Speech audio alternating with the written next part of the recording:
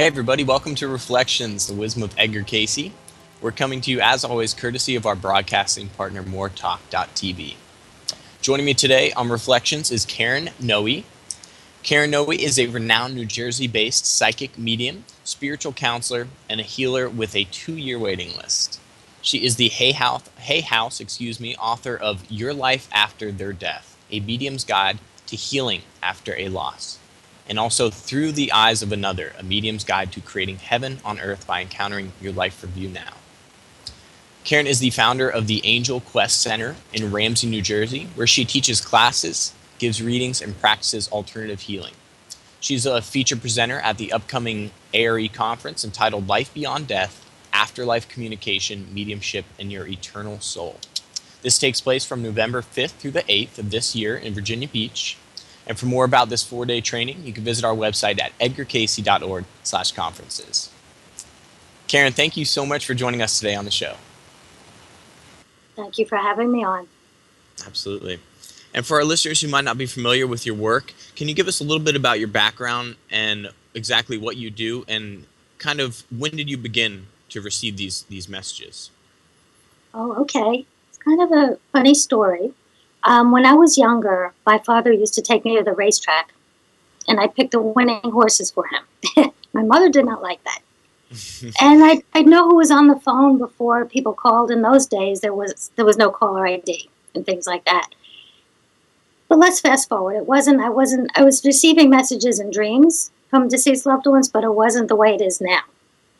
About 20 years ago, I was going through a very rough time in my life, and I sat at the edge of my bed and I just yelled at God.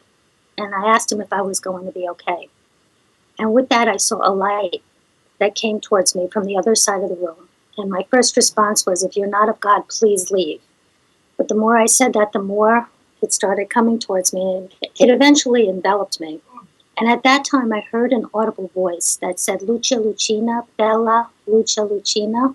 I don't know if you know what that means. It's in Italian, it means light, little light, beautiful little light.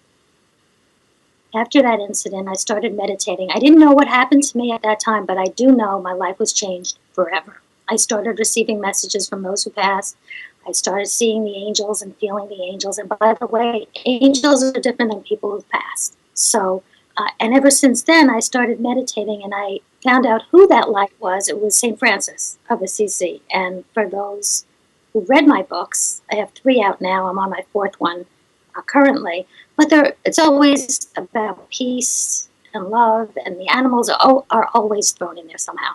So that's about it in a nutshell. I didn't want to share this with people. I didn't want to give messages to people. I didn't want people to think I was not in my right mind.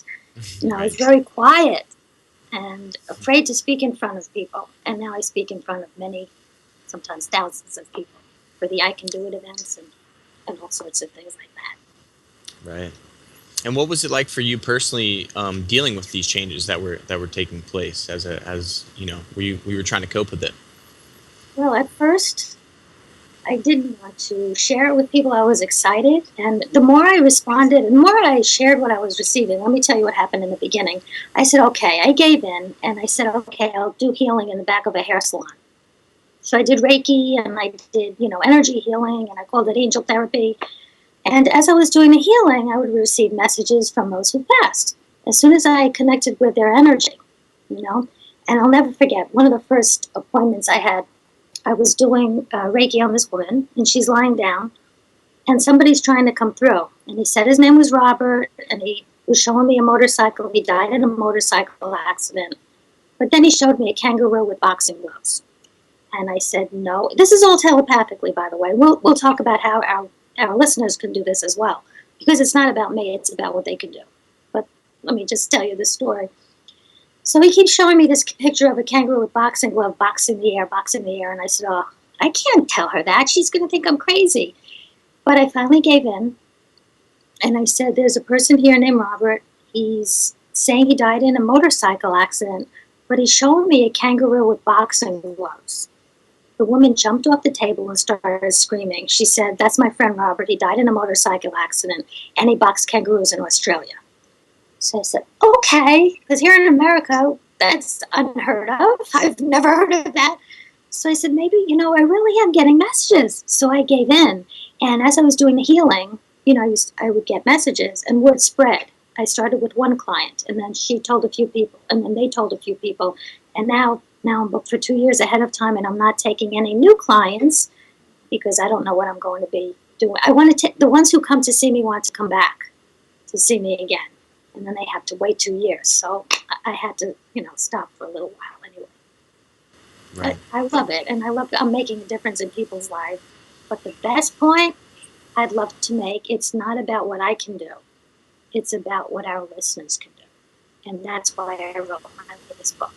And that's what I'll be sharing at the ARV in November. Absolutely. Wonderful message. And in talking about that, I want to say kind of Edgar Casey's big thing was he was absolutely persistent that everybody is capable of the psychic abilities that he had. It just takes putting in the work, putting in the effort.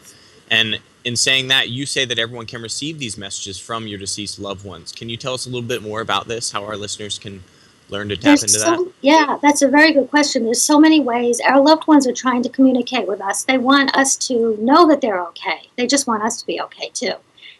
But we have to learn how they're coming to us. Most people expect to see an apparition of their loved one or to hear an audible voice. And that's not usually how they come through. Although they may. It's very rare, though. They speak to us telepathically. They speak to us as thoughts that just pop in our minds. And it's actually easier to give messages for somebody else than ourselves, because the reason is when you get a message such as a boxing kangaroo, I know that's not my own thought. When it's your own loved one, you're thinking about them anyway. So you're saying, how do you know you're thinking about your loved one, or are they speaking to you? And that's very, sometimes it's very difficult to figure out. But when my own mom passed, I saw what people were going through. What you have to do is backtrack your thoughts. Okay, so if you're thinking about your loved one, I hope you can follow this. A thought will trigger a thought will trigger a thought. Okay? That will be you. Logical thought. But your loved one will come through and just pop in your head saying something. Something will come into your mind like, hello, sweetheart. That's what my mother would say to me. And I know that's not me. I don't say things like that. And then she'll say things that, she would have said that I'm certainly not thinking about at the time. But it's very subtle, and that's what I like. I like to teach people how to receive these messages from them. But there's many other ways of receiving messages as well. Should I keep going? Yeah, absolutely. Please share some more. Yeah. Okay. I don't want to talk too much. Oh, no, you're fine. Please do. Okay. Another way I would say is to ask them to give us signs to let us know that they're around. And I call them without a doubt signs. Okay, so they're trying to get our attention. And if we're not paying attention, they'll stop. Some of these signs will be, first of all, let me backtrack. They come through in the personality as just like they were when they were here on Earth. So if they were loud when they were here, they will continue to be loud. If they were quiet, they're very quiet. They were funny, they'd crack jokes during appointments, during their messages and such things like that.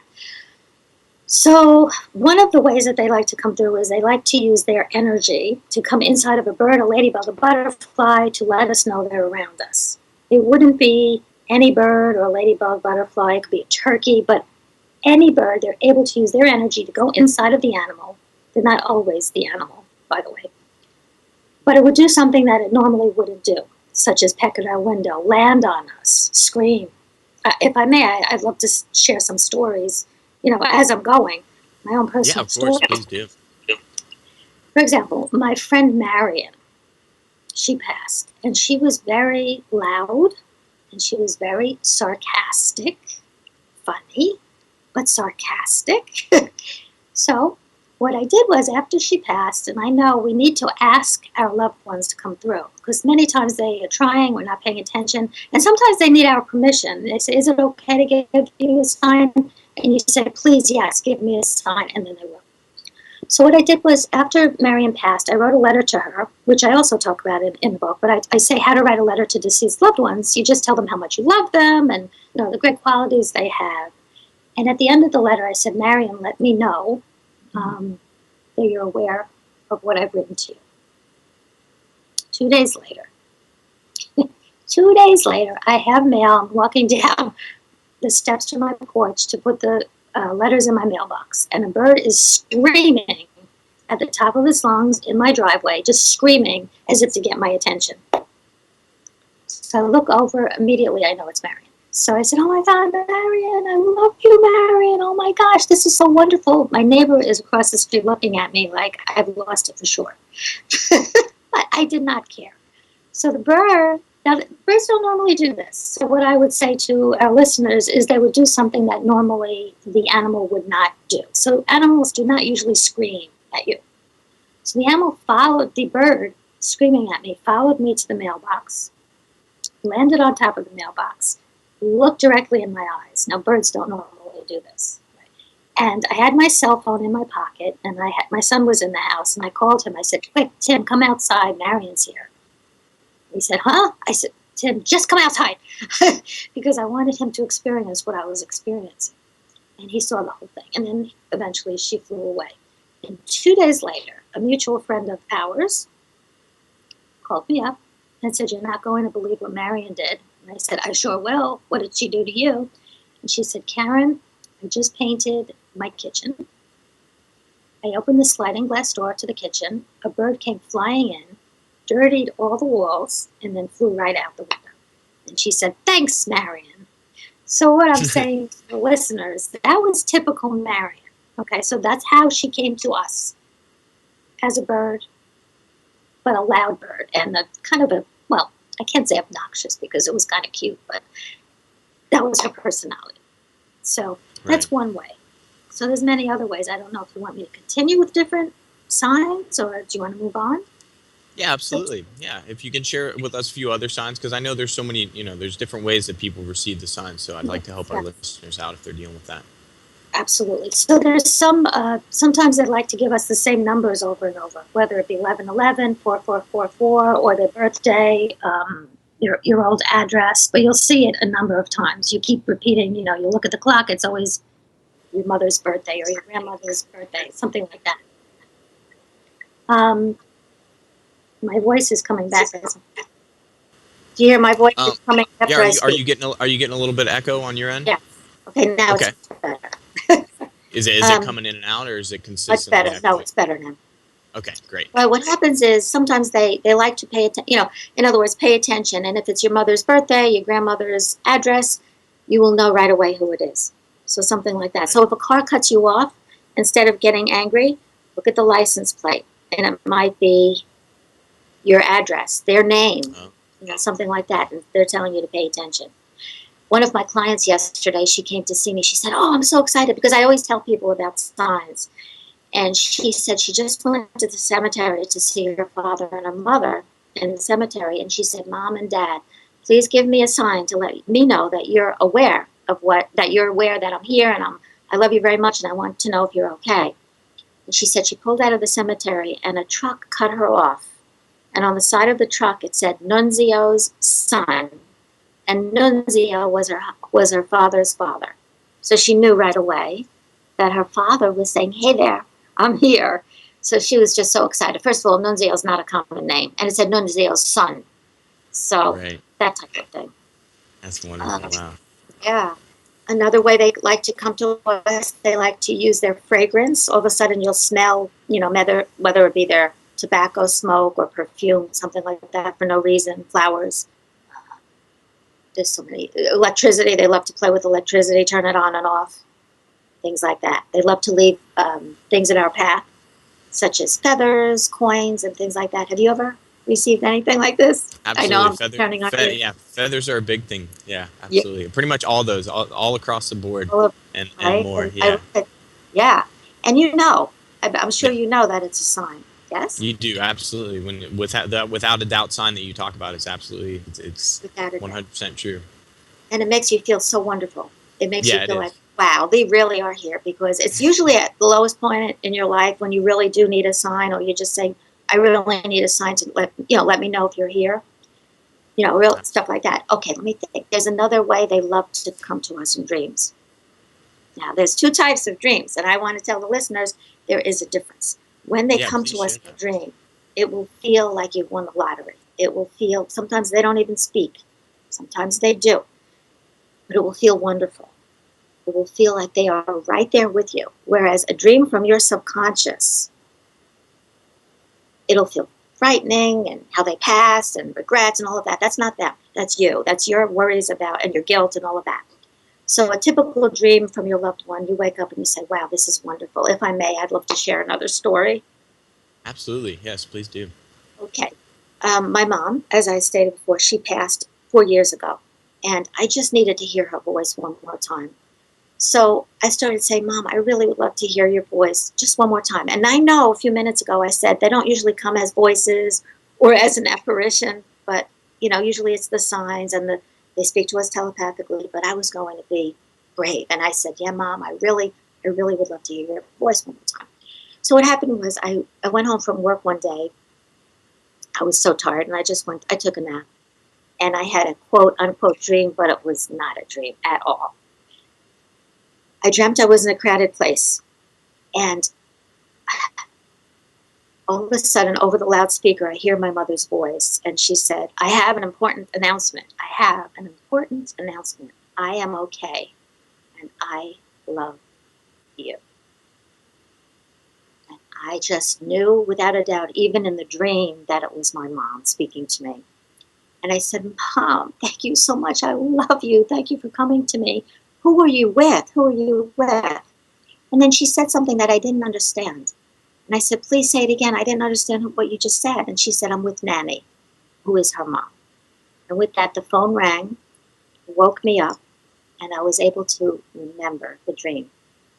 And I felt like I won $1 million. Now, I want to say, most of the time you need to wake up after the dream or else you won't remember it. So what I would tell you is to ask your loved one or the angels, and again, they're different, to come to you in a dream and to wake you up after the dream so you'll remember it. It'll feel wonderful. Wonderful. And just then you made this distinction, and I know you make this very clear about the angels and your deceased ones. And can you tell us a little bit about that distinction and what your experience has been with both sides of that? Absolutely. As stated before, our loved ones their personality when they come through, it's just like when they were here. So if they were quiet, they're quiet. As Marion came through, she was very loud. The angels, when they come through, they feel bigger. If I could put it into words, you really can't put it into words, but even more loving and more, it just feels amazing. And their messages will be total love and peace and all of that. It's different. It feels bigger, if that makes sense. Yeah. The angels have never been here in a body before. So we all have guardian angels, all of us. And then we can also call upon the archangels. There's many archangels, but I like to mention the 4: Archangel Michael, Gabriel, Raphael, and Uriel. And I call them my 4 buddies. And they all have different purposes that they do. Archangel Michael takes away negativity. Archangel Gabriel helps us to communicate. Archangel Uriel helps to bring peace in our lives. And Raphael helps to heal on many levels. So their messages are different. Right. Absolutely.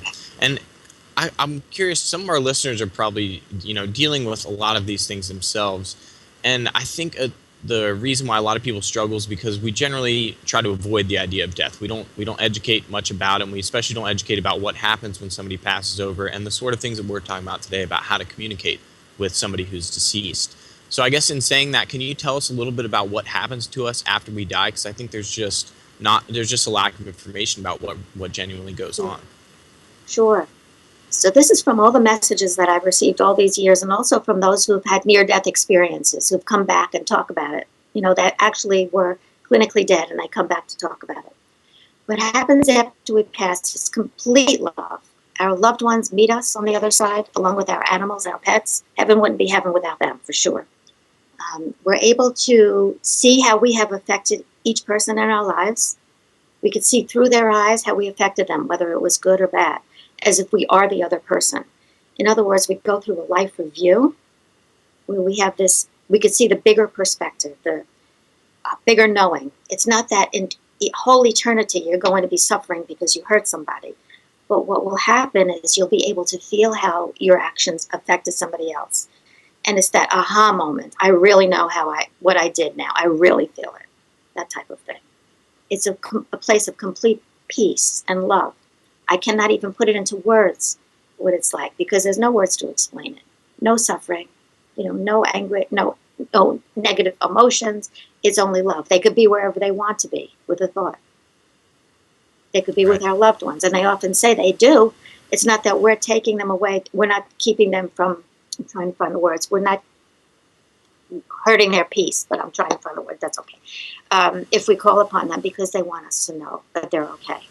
Their Right. line, the bottom line is what they say to me is, we're okay, we want you to be too. And heaven wouldn't be heaven without being with you. Isn't that true? It really That's a is. beautiful message. Yeah, absolutely. And for our listeners out there who are looking for maybe some practical tips about how to maintain that connection with our deceased loved ones, can you give us some advice in that realm? Sure. I would say, first of all, do everything I was saying before. Ask them to come to you in a dream and wake you up after the dream. And be persistent. Don't give up. Don't be upset if it doesn't happen right away, because it will be at their time, not at our time. Okay? Um, Ask them to give you signs. I call them without a doubt signs, as I said before, to let you know they're around you. And believe me, you'll know without a doubt that they're around you. I would say, meditate. That's Edgar Casey said it the best. Praying is talking to God, but meditating is listening. And you need to listen as well as to speak. As any communication, communication with any relationship, you need to listen as well as to speak to them. So set aside time, even if it's 5 minutes every morning or afternoon, whatever time is best for you, with the intention of connecting later on in the day. Because you don't want to communicate with them as you're meditating, because then it really won't be meditation. So you'll quiet your thoughts in order to hear them or feel them later on in the day. It's like putting gas in the car. You put the gas in the car so that you could drive your car the rest of the day. Right. Absolutely. And I know another thing that our listeners might be having a little difficulty with is kind of navigating their way through the spiritual maze with what's out there, and especially when it comes to psychics and mediums within that within that field. In saying that, can you tell our listeners what they should expect when they go to a reputable psychic medium, so that they can find somebody that will work for them? Absolutely, and I'm glad you asked that question. First of all, be patient. If you go upon the recommendation of someone who's been to the psychic or medium, you have to feel good when you go to a psychic or medium. Okay, if you have to wait a few years or a year or so, it's okay. There's a reason for that. So be patient and wait. When they talk to you, when they give you messages, it should be very specific. It should maybe give names or some details that the psychic would never know. Something that maybe happened in childhood or their pet that died who's with them, things like that. So you want something very specific, very not general. Your grandmother's here and loves you very much. You need something specific. And you have to feel good with the person. You have to feel a connection with that person, the psychic, or else, you'll say, I just didn't feel right about that. So, and you know what? Our loved ones cannot come through 100% of the time. And a good psychic will say, I'm sorry, there's nobody here right now. I'm very sorry. I can't make somebody come. But if they're here, I'll give you the messages. That's being honest. Because they don't come every single time. But maybe the one you want to come through is not there, but another loved one is there. But chances are the one that you want will come through. Excellent. So go for the messages that really mean something to you. Right. And Karen, in your book, you explain how we can raise our vibrations so that we can better be able to communicate with those who have passed over. And I know this is a topic that so many speakers, so many authors talk about raising our vibration. It's such an essential part of our life as we move through our spiritual path. Can you please tell us a little bit more about this, what you talk about how we can raise our vibration? Absolutely. Well, the reason why, first of all, that we want to raise our vibration is because our loved ones and the angels are on a much higher vibration than we are. So we need to raise our vibration to be more on par with theirs. One of the most important ways to do that is to forgive. I cannot stress this enough. And I always tell people, you forgive. It's not the snake bite that kills us. It's the venom that's left behind. So if you don't want to forgive for them or somebody else in your life, do it for yourself. It really is worth it, and you will raise your vibration immensely, and you'll feel better, and you'll just be attracting more, better people in your life and things like that. Be more compassionate is another way to raise your vibration. Try to see through other people's eyes instead of waiting until we pass to go through our life review.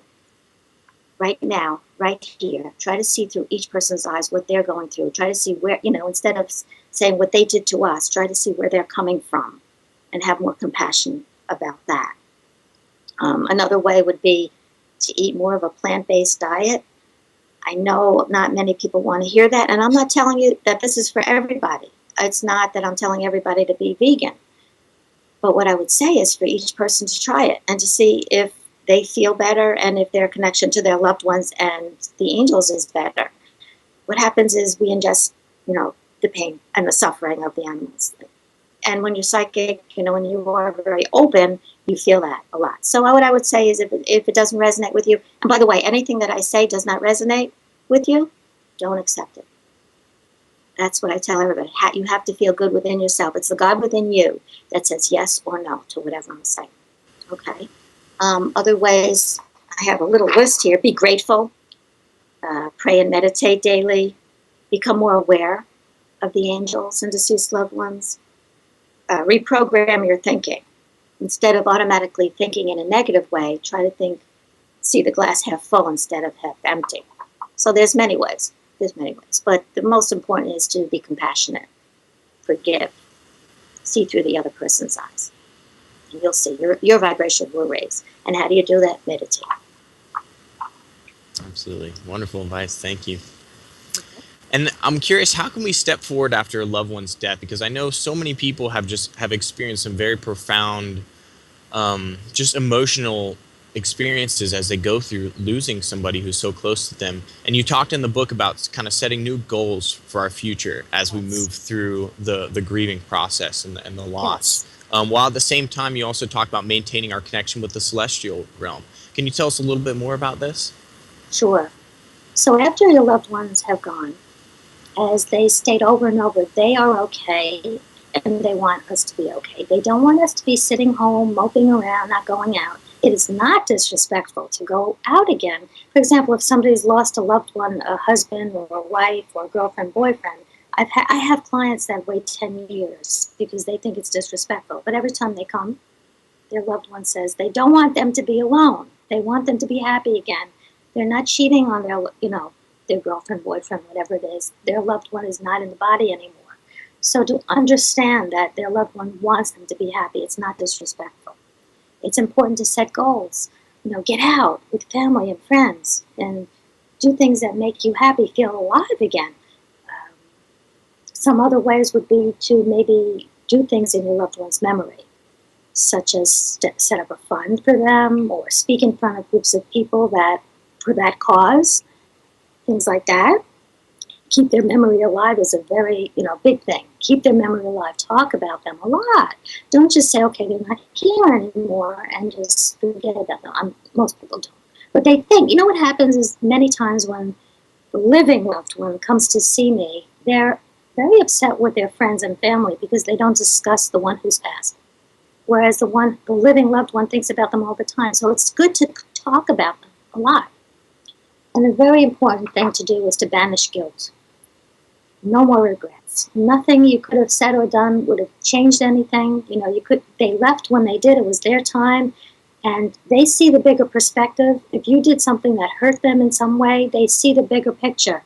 They see why we did what we did. No regrets. Okay, no judgment. Right. That's it. Absolutely. And Karen, what I love about your work is you have so many amazing messages. Your message truly is one of peace and compassion and love. And it's an amazing thing to bring out into the world. I'm curious, what do you wish to tell our listeners who have lost a loved one about kind of how best to heal and move on with their lives? Because I know all of our listeners out there have had to deal with this grieving process. So what would you tell them? I would tell them to take as much time as they need to grieve. And if they feel good one day, get out and do whatever they need to do to be happy. And if they need to grieve and sit home and cry, do it. But to try sometimes, go for a walk, do something like that. The most important thing is their loved one truly, without a doubt, they're okay. And they want us to be too. It doesn't matter what they did. They're not, how do I explain this? Okay. They're able to see through everybody's eyes how they affected people, as we talked about before. But it's a knowingness. It's not eternity, damned in hell type of thing. It's a knowingness. The bottom line is ask them to give us signs, to let us know that they're around us, come to us in dreams, as I stated before. There's so many ways, but keep that connection alive because they're still around us. With a thought, they're there. Absolutely. And what has been the most rewarding thing for you personally as you've gone through these many, many years of being a medium and being there for other people and helping to make that connection? How has that changed you? How has that shaped who you are? It's changed me forever. The most important thing, I could see how somebody who's been to 20 years of therapy in one session has changed, and they keep emailing me saying how I've changed their lives. It's not me, though. I want to say that again. It's not me. I want to teach them how to do what I'm doing. It's not about that hour appointment. It's about the rest of the year, them getting messages, ask for dreams and all that, all of that. But when people come to see me, it's not just a reading that I do. I actually do healing because the loved one who's passed is okay. The one who's in my office often is not, the living loved one. So we do different techniques that will heal the living loved one. And there's different energy techniques, the tapping, the EFT, emotional freedom technique, and Reiki, and all different other things. And can you tell us a little bit more about tapping? That's one that our listeners might not be all familiar with. Absolutely. As a matter of fact, if they could just learn one of the techniques that I talk about, it would be tapping. And how I found out about tapping was pretty crazy. I had a client coming to see me. He was a Vietnam veteran, and he had not been able to sleep in many, 20 years, more than that. And he was going through trauma and all sorts of things. Nothing could help him.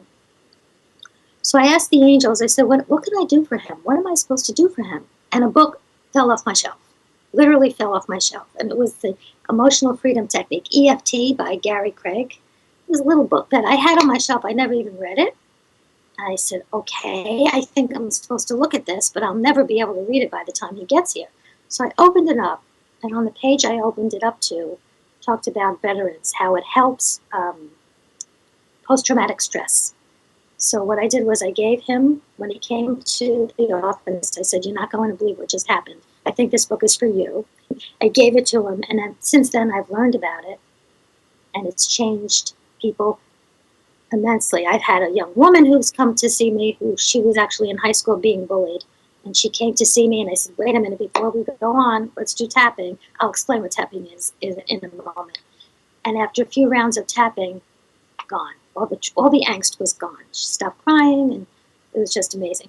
What tapping is we have acupuncture points on our bodies that correspond to negative emotions, whether it be anger, grief, jealousy, whatever it is, that when you tap on these points as you're experiencing the emotion, you have to be tapping it as you're experiencing the emotion.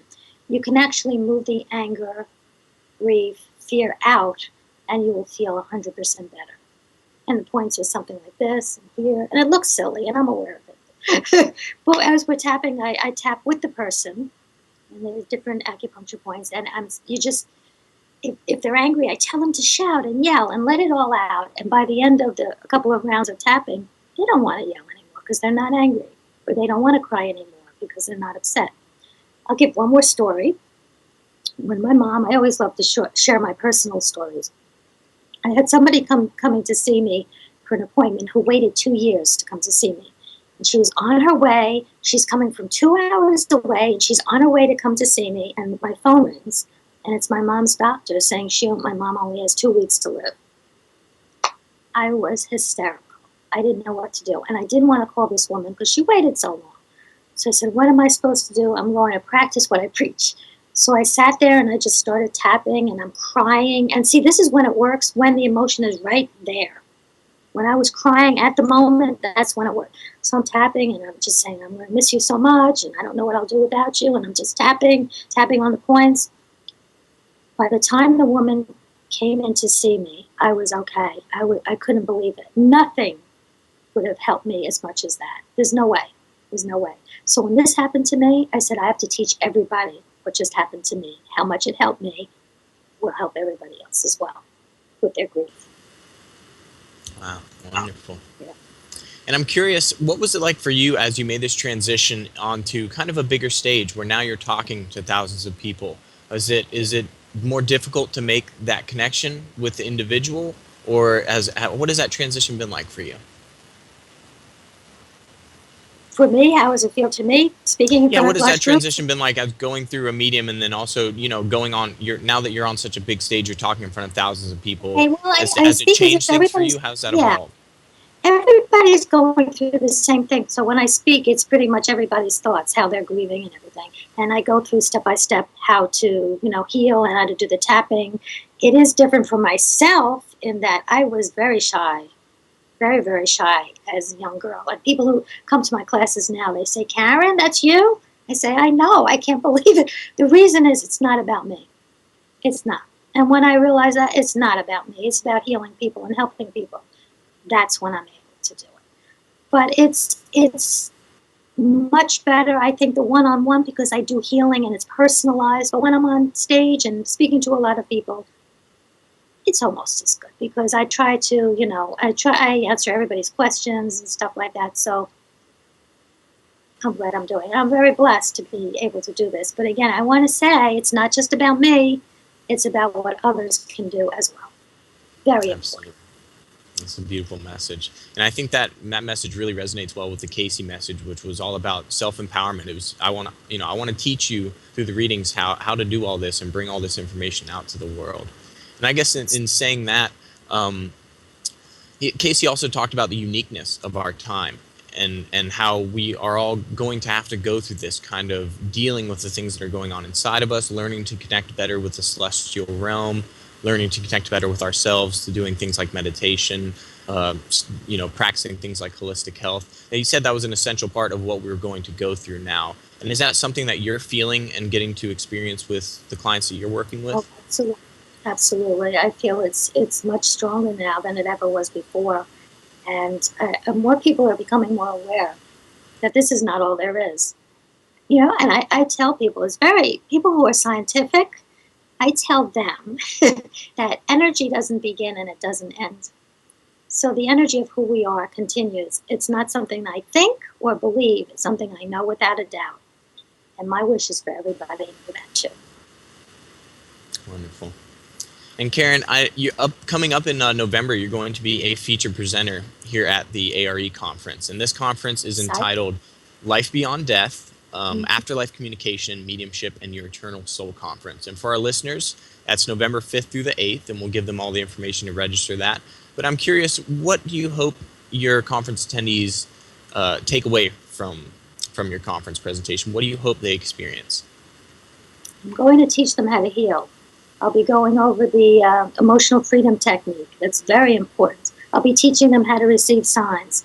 I'll be teaching them how to meditate the Edgar Casey way. I'll be teaching them how to give messages for others. They'll actually do messages for other people so they can see they really can do this. So we'll do different healing techniques and different energy, the Celtic weave to protect our aura, how to raise your vibration, and how to move on after losing a loved one. So it's going to be a wonderful weekend. I just hope whoever needs to come will be there. Excellent. Absolutely. I'm sure that will be the case. And Karen, you're so full of personal stories, what I think is so amazing about your teaching style. I think people really relate to that. They love to hear the personal stories because there's always some little tidbit that you can gather out of each of your personal stories that, okay, I can apply that to what I'm going through. I guess in saying that, is there any other personal stories that really stick out in your head that you think our listeners might help our listeners? Yeah, please, if you can, just share another one for you. Well, maybe one of your favorites. Yes, my mom, again, I have to bring her because she's the only one that really was close to me that has passed. But she was a very giving person. So as I stated before, the personality of the person after they pass, they come through in the same way as they did when they were here on Earth. So it was Christmas time and she was in hospice. And she's in and out of consciousness. And she said, there's 7 people crowded around her. And she wakes up and she says to me, oh, Karen, I didn't get anybody a Christmas present. I don't know what I'm going to do. And I said, Mom, it's okay. Don't worry about it. No. I have to get them a Christmas present. I said, Mom, no, don't worry about it. She said, Karen, please, do you have 7 singles? So I said, okay. And I had to ask people around. I didn't have 7 singles, but eventually I had $7 bills and I gave them to her. She goes, thank you. One for you, one for you. She gave it to $1 to each person in the room. And she looked at me in my eye and she said, Karen, I'm going to pay you back. I said, Mom, don't worry about it. It's really okay. No, no, no, no, no. I'm going to pay you back. Okay. I forgot all about it. She passed on January 3rd. A few days later, I come to my office and there's a dollar bill in my waiting room. So I said, oh, I must have lost money. So I pick it up and I put it in my pocket. And I went into my office and there's a dollar bill there. Didn't think anything of it. I pick it up and I put it in my pocket. I said, wow, what's going on? This is weird. At the end of the day, I go to my car and there's a dollar bill by my car and I hear my mom's voice. And when I say I hear, it's telepathically. Remember what I said before, it comes as just a thought. Hi, sweetheart. She says, I told you I would pay you back. I said, oh my gosh, Mom, you really didn't have to pay me back, but I'm glad you did. But here's the best part. A few weeks later, a friend of mine, she did a shadow box for me with pictures of my mom and different memorabilia. And she didn't know about the story about the dollar bills. She said, Karen, you're going to think I'm crazy, but I had to put $1 in here. Does that mean something to you? And then I had to tell her the story. So up until this moment, I've received my $7 back. So that's leaving things in our path. So she's been leaving things too. What happened was years ago when this first happened to me with my, the psychic abilities after the experience with the light, I just felt compelled to teach people about it. And as I stated before, I was very shy. And I didn't want to do this. I'll be honest with you. I didn't want to do it. And it was like downloaded information. The angels were giving me what to say. So I wrote it all down. And in my first classes, I used to read everything, stand at the podium and read everything. Now I'm, much more relaxed. But at the end, when I was writing the class out, the first class, how to connect with angels and deceased loved ones, I asked the angels, how can I end the class? And I just heard, again, when I say here, it's a telepathic message. Go to your email and check your email. And I said, that doesn't make any sense, but I'll listen to what you say. And in the email, there was an email from my friend Faith, who sent me one of those pass-along emails, which was perfect to say at the end of my class. And to this day, I always end the classes with this. If I may, can I share it with you? It's called The Man Whispered. The author is unknown. The man whispered, God speak to me, and a meadowlark sang. But the man did not hear. So the man yelled, God speak to me, and the thunder rolled across the sky. But the man did not notice. And the man shouted, God, show me a miracle. And a life was born.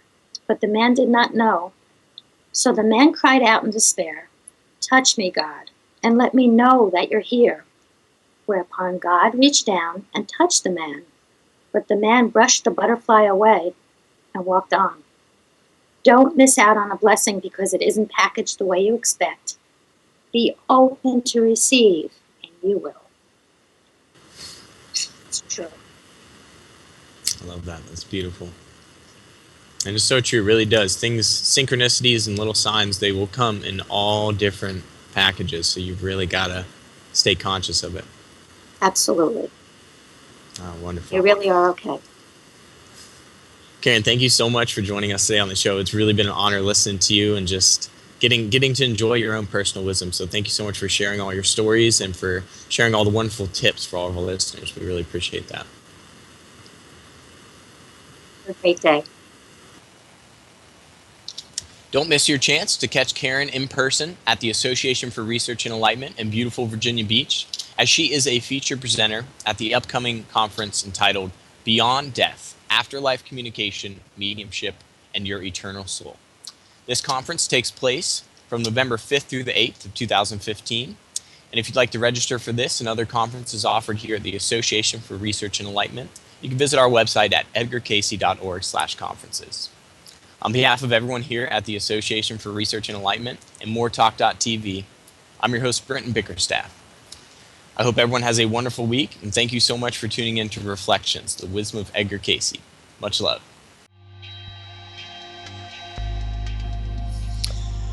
And now it is time for the thought for the day here on Reflections, the Wisdom of Edgar Casey. And joining me as always on the thought for the day is Dr. Bill Austin. Bill, thank you so much for joining us again on the show. Oh, my pleasure, Brent. Great to be back with you. Likewise, pleasure to have you on. And if you can go ahead and read the thought for the day today and share with us your personal thoughts for our listeners. I'd be happy to. This thought comes from reading 3179-1. In the care of self, selflessness is great, but be more mindful of the little niceties about self, and you will find a pride in self, not a false pride, but as nature manifested in its maker. It does the best it can with what it has, and looks the most beautiful with what it has to do with.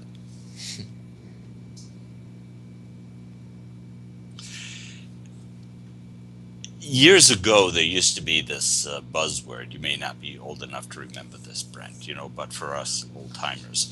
And it was this selflessness. Well, then the question is, well, how do I be selfless? And how do I condemn people if they don't recognize my selflessness? To me, it was really kind of a disturbing word. How do I always put other people in front of me? And I think it was all distorted and mixed up.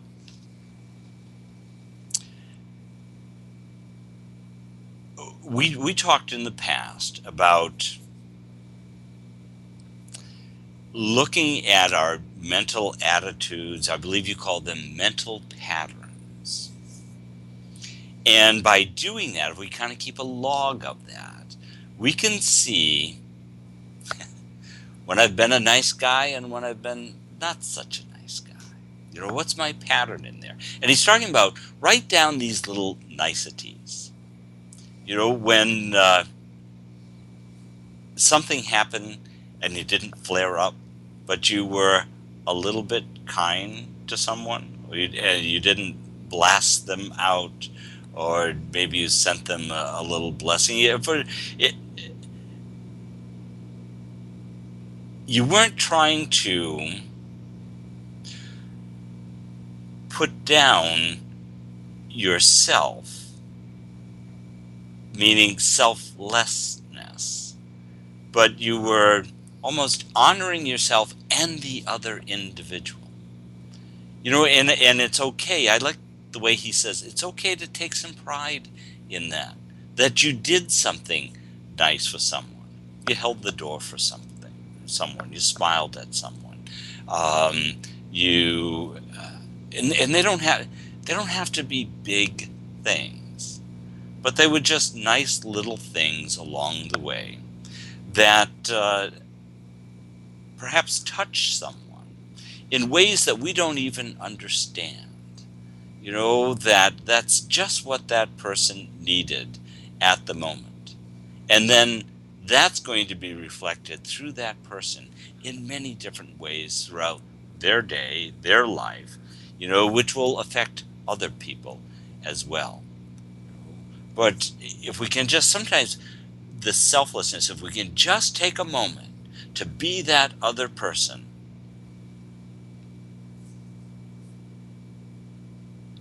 and be nice to them, I think we fulfill a lot of our purpose for being here. Yeah, absolutely. And you raised a great point in that. I want to take a second to break down this word, because he says in the care of self, selflessness is great. And he's not saying to completely neglect yourself, because he clarifies that in the next sentence. But selflessness just simply means less of self. It doesn't mean you have to completely forego yourself. It just means that you have to try to think less and less of yourself in the best way that you can, and constantly just give yourself credit, because we are learning to become selfless, whether we recognize our progress or not.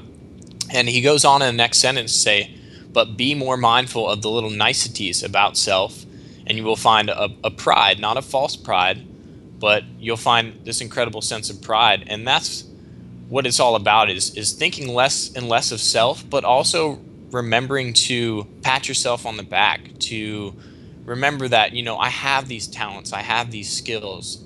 Give yourself credit for that and remember that this is your gift that you have to bring out to the world.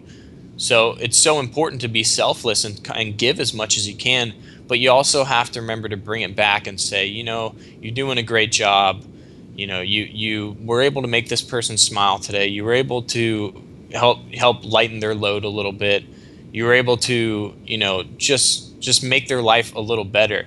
And you have to remember to give yourself credit for that. Otherwise, you can lose yourself in this pursuit of selflessness, and you can think that, I can never think of self. It always has to be about other people. But what happens when you can fall into that potential pattern is you can stretch yourself so far that you become exhausted and you burn yourself out. So you have to remember to bring it back a little bit and, give yourself, it's all about self-love, loving these little things about yourself and loving the fact that you even have the energy to go out and give energy to other people, say, I'm proud of myself for that. I'm proud of myself that, I dedicated the whole day today to not speaking poorly about anybody, to, doing favors for people, not putting things on the back burner anymore.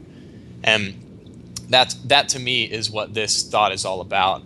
And he goes on and gives you that little tidbit at the end that says, basically saying that everything is doing the best that it can right now, and everything is working out to its best. We just have to continue to, give ourselves as much as we can, and also to give ourselves as much credit as is due, so that we can continue to keep that fire going, so that we can continue to do the incredible work that we are. But I love also he says but as nature manifested in its maker, it does the best it can with what it has, and looks the most beautiful with what it has to do with. And I love this because it reminds me of that idea. No matter what you do in life, no matter where you are, it's important to bring beauty into everything that you're doing. The simplest tasks can be so beautiful if you fully put your intent into it, coming from a good place, and immerse yourself in, what is commonly the new age idea of the now, to immerse yourself in the now and fully experience the moment. And Casey stresses how beautiful it is when people do that there's this innate beauty built into everything that you can see when you're doing what you're supposed to be doing. And that it's in itself is life. That's the beauty of life that we so often can miss when we're being selfish. Yes. You really bring out some nice points there. And as you were talking about it, I was reflecting on things I've read in the past about the battle between our lower self and our higher self, or our egotistical self and our divine self. And I think it's the egotistical self that wants to get, and it's our divine self or our higher self that wants to give. And right. The giving of these little niceties in a very natural way. When you're talking about how the things in nature, when they give of what they have, from where they're at, that's when beauty really comes out. You're not asking anymore. You're just, allowing them to extend their beauty. And I think our higher self will extend, these little niceties. And the more we can reflect on that and try to achieve that in a natural way, the better off we are. Yeah, I couldn't agree more. Bill, thank you so much for sharing that with us and for always joining us on the Thought for the Day. It's always a pleasure to have you on. Thank you so much for having me. I really look forward to this. Have a great day. Excellent. Thank you. You too.